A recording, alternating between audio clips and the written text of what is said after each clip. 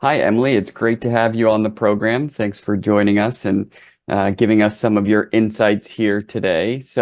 Let's just kick things off and have you start by introducing yourself to everyone here and talking a little bit about your background and some of the work you're doing with Philips. Yeah, sure. No, thank you so much for having me. So, hi everyone. My name is Emily Napier. I'm the new business development leader for Western Europe at Philips, so focusing on maternal health and women's healthcare. So we've been doing women's health for many years now, actually at Philips. But I predominantly work on our Pregnancy Plus application, which is the world's #1 pregnancy app, and also our Philip Avent portfolio. So connecting those very much in the B2B space with insurers or public governments and looking how we can best support individuals through their pregnancy to get the best possible pregnancy outcomes. That's great. And we can kind of start there. So I'd like to talk a little bit about how Philips integrates some of its business development strategies with initiatives aimed at advancing women's health products and services while ensuring alignment with market demands and societal needs. Can you touch on that a little bit?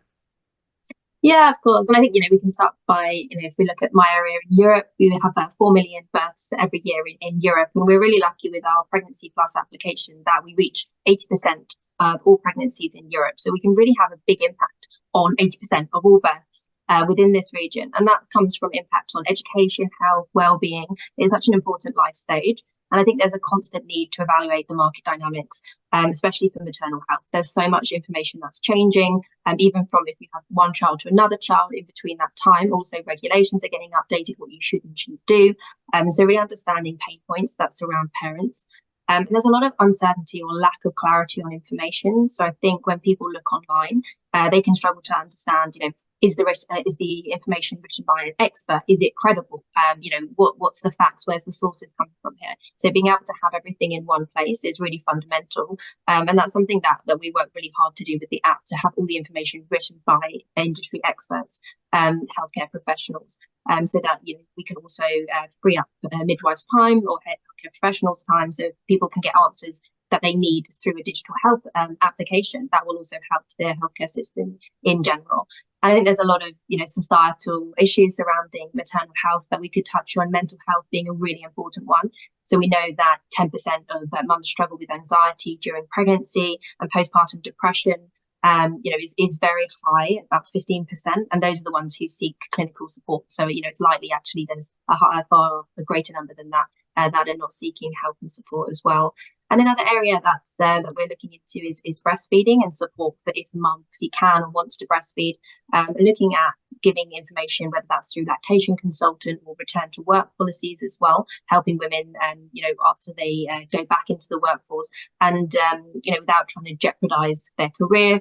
We're looking at different shifts in terms of part-time working, flexible working benefits that we can help support during that time. And I think, some of the work we're doing with private insurance companies really help to support through the pregnancy journey, and also looking to work with public health organisations to really reach and provide more accessible solutions. Yeah, and can you touch on that a little bit further in terms of, with Philips being such an expert in healthcare technology, how can you drive innovation in women's solutions or foster further growth opportunities to help, address some of these unmet needs that you're talking about?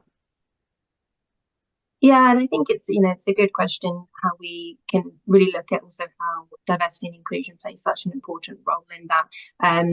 We have so many different articles written by and tailored to everyone, whether that's same sex, single parents, going through surrogate, through adoption. We look to be as representative and inclusive as possible, and we try with the innovation, to keep the app free.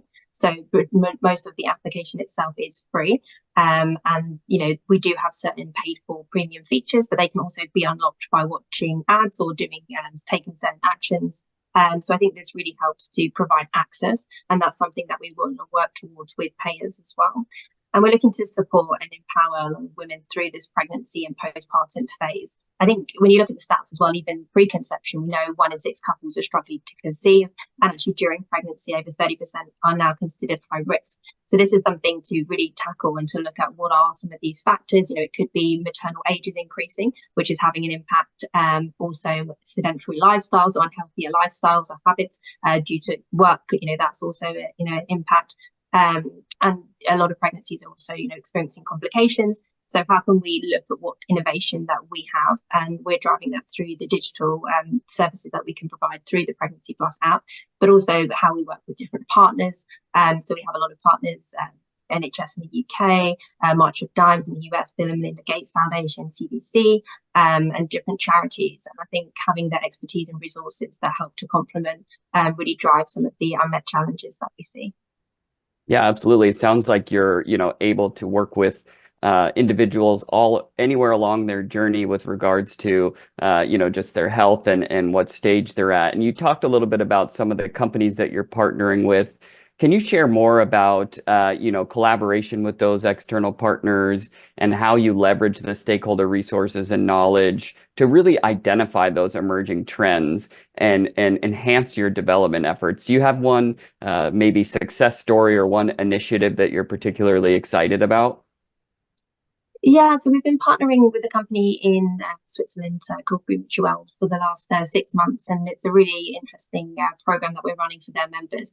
And it's very much customizing the journey to take these individuals through, because we know that a lot of people actually don't realize the benefits that are provided for them, so that they're paying through private health, but actually not utilizing a lot of benefits. So 70% of people, for example, in Switzerland, didn't know that you can get a breast pump reimbursed. So we're able to give that information through the application to people, and then take them through a journey of how they can do that, and then get a discount off the Philips products as a result. And we're also looking at how we can help raise education for those parents so that they feel more confident about their pregnancy, about the information that they consume. So we're looking at their building confidence and looking at improving the health of those throughout the pregnancy. Looking into the future, obviously, how we use that data, how we can look at health economics will play a really important role. But we know we can help providers with building brand satisfaction, with building loyalty, with building happiness. So we're really looking at the customer overall experience and how we can tailor that. At the moment, we're 6 months into this program, but the results are fantastic. And we really hope to continue and to extend that partnership. That's a great segue, and we'll have this be our last question. But how do you measure success? You said that you're getting results in and you're looking at the impacts. In what ways do you look at something and measure its performance and say, all right, this has been a successful endeavor? Can you describe that a little bit more? So yeah, it really depends on what kind of programs that we're running. If we're looking through the digital tools, it can be through app utilization. So obviously, if we're creating specific content with a partner, how many times are people looking at that, clicking on that, engaging on that versus our benchmarks? So we want to make sure that the information that we're providing people is useful and valuable, and ultimately going to improve their education or their health in some sort of way. So I think, definitely utilization of resources. Lowering the cost of care is such an important aspect when it comes to maternal health care, particularly for public governments. So that will be something that we look into and deep dive further in the future. I think, I touched on briefly brand satisfaction. I think the loyalty and retention for private companies are very important metrics. So if you can help and support with that, that's something that I know that they're looking to do. And it's all around for us just making sure that we build those positive touch points from our users. So making sure that they ultimately have the best possible pregnancy outcome as a result. Well, thank you for sharing that. And we certainly wish you continued success, and are really appreciative of your coming on today and providing us some insights into the great work that you're doing. So thank you again, and hopefully we'll hear from you again on one of our programs. Thank you so much.